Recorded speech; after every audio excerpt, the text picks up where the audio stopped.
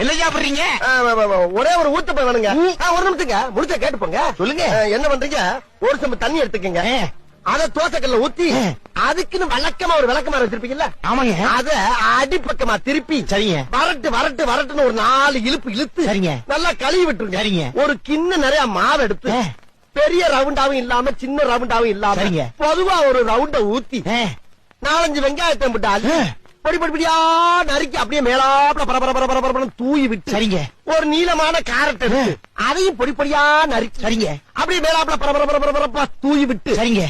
ஒரு 16 கரண்டி நெய் எடுத்து சரிங்க. அதுல 6 கரண்டி நெய்ய உள் சைடு அப்படியே லேசா விளாவி விட்டு சரிங்க. 10 கரண்டி நெய்ய தோசைக்கு வெளி சைடு அப்படியே மேலாப்ல விளாவி விட்டு சரிங்க.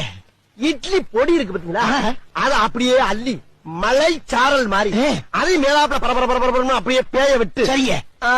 பொத்துனாப்ல அப்படி ஒரு பருத்து இப்படி ஒரு பருத்து அப்படி பருத்தி விட்டு அப்படியே ரெட்டி கலர்ல முருக விட்டு அழகா மடிச்சு கம்மன்னு ஒரு ஊத்தப்பத்தை எடுத்துட்டு வாங்க. சரிங்க.